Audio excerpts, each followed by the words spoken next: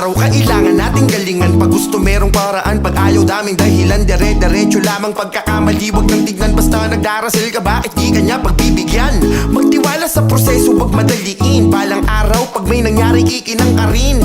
Negatibong pag-iisip iyong tanggalin, dahil siguradong sa kangkungang kanyang dadalhin.